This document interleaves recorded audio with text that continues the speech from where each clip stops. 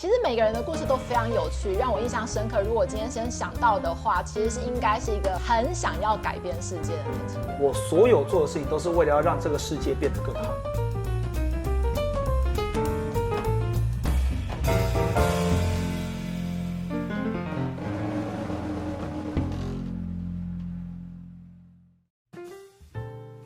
嗨，大家好，欢迎来到世纪职涯发展学院。我们进行的是生涯发展说书人的单元。我是 Kobe 老师，大家好。我是菲米老师。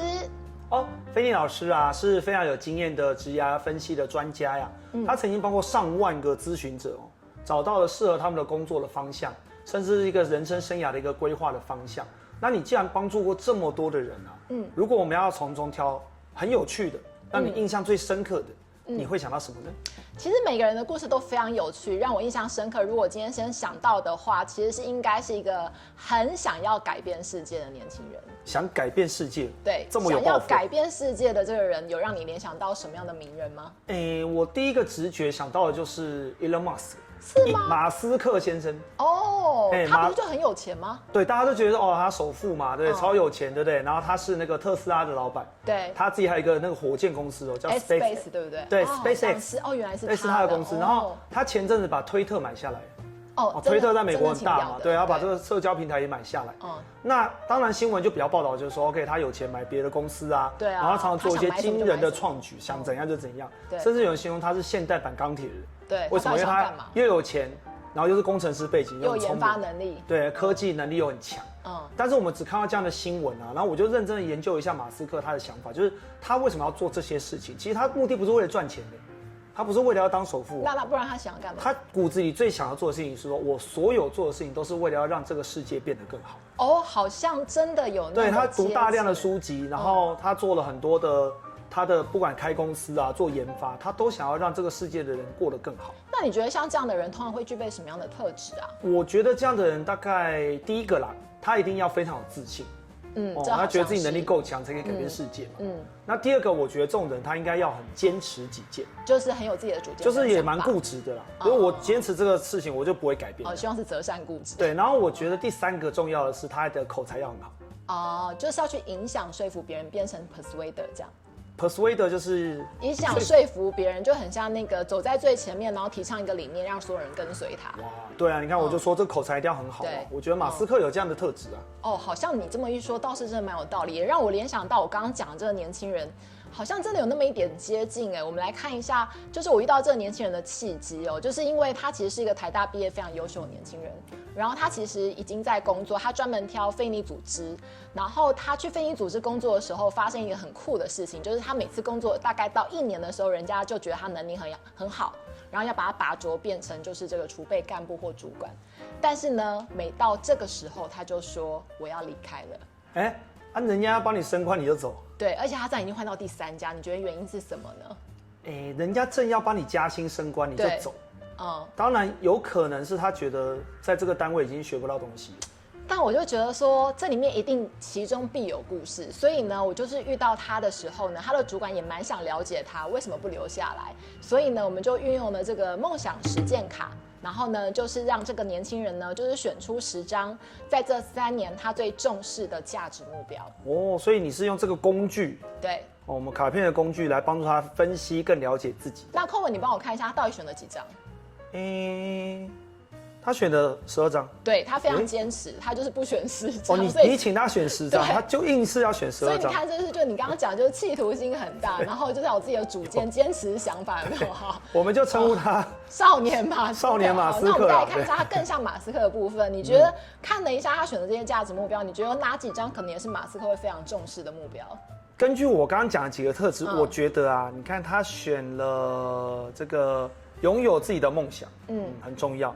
然后呢，你看他想要帮助他人，对，然后他还要懂得处理人际关系的冲突，所以说经营自己的事业，都好像还有就是最重要的就是我遇到他这张叫改变世界，他放在最下面。我刚刚没有讲说这个数是怎么出来的，就他怎么排这12张嘛。所以这个上下顺序是有它的对，因重要性。为我是请他排出一个，就是他这3年呢，把它想成这就是一棵他的梦想树。那哪些是根会长出叶子、开花、跟结果实？于是他就这样子摆上去之后呢，我就发现他的根真的很重要，有一张叫改变世界。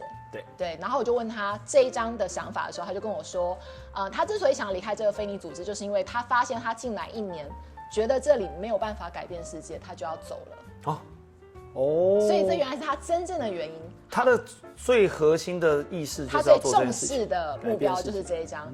于是我就跟他说，那既然你发现这边没有办法实现这张，那我们试试看把这张就真的盖了。盖牌。那我们盖了这个改变世界这张牌之后，结果我就问他说，那对于其他的价值目标会受到什么样的影响，导致哪些目标就没办法实现吗？就你猜它的结果是什么？他的结果可能会觉得很多东西都也做不到了吧？对，我本来以为会全倒，对，但是他想了一下，然后居然说1张都不会受到影响。然后我就突然觉得很酷，我就说，可是这是你的树，那我们再来试一下哦。那如果我把这张先打开，然后我来问你说，如果你没有正向思考力，会不会影响到改变世界？他说会。那我就说，那如果没有办法懂得用智慧解决问题，会不会影响到改变世界？他说也会。这时候他就自己做了一个动作，他就把这张牌呢从下面的树根呢引到最上面，这个从树根变果实的概念。对，因为他发现，当我不能改变世界的时候，对于其他牌卡是没有影响的。可是当我下面的这些根都没有做好的时候，我也没有办法改变世界。所以他很聪明的就自己把这个位置呢，就是移到上面去。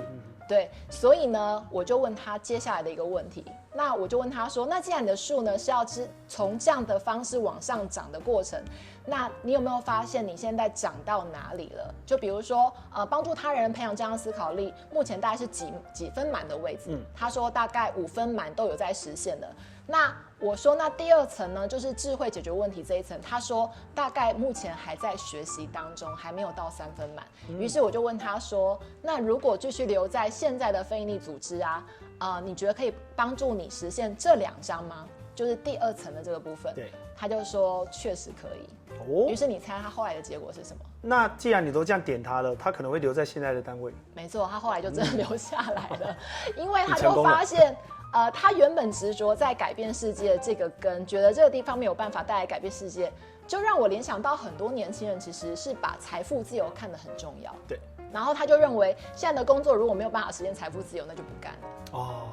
但实际上财富自由到底是根还是果实呢？这是一个很好的论点呢。对，我们真的想要那个东西，它是它的根基，还是它是结果？对，因为就是如果你想要实现这一章，你可能要先具备底下的基础，先把根发展出来之后，你才能够结成这个果实嘛。所以我们在分享这个年轻人的过程当中，就得到了一个解决了他的一个盲点。哇哦，那我觉得非常有趣哎，没想到这个牌卡就可以让这个你等于改变他一个想法。对，牌卡是非常的有魔力。对，改变他核心的想法耶。但是这个牌卡工具应该蛮多张的吧？对，它其实一盒里面其实就54张。哇！但是呢，我们今天在这边是秀给我们这个少年马斯克想改变世界的人啊，他选了这个12张。那我觉得这12张非常有趣，我们把它这个拍起来。那我觉得在看影片的大家可能也会思考说，在这里面有哪一个牌卡呢？对你而言是你觉得非常非常重要的，对你也可以复选题哦，你可以选出好几张牌卡是你觉得我在工作或在我的生涯当中非常非常重要的事情，欢迎留言在底下告诉我们哪一张牌卡是适合你的，当然有可能里面没有你这个想要的一个目标，对，也是有可能。但是如果你愿意留言的话，就让我知道说，你贴近了少年马斯克多少张，也跟你自己重视的部分其实是很对啊，欢迎大家留言哦，有机会让我们4季职涯发展学院的这个专家们来帮你分析看看你的内心跟你适合的方向。好，那相关资讯请见底下的留言处，请不要忘记帮我们按赞跟小铃铛。那我们下次再见喽，下次再见，拜拜，拜拜。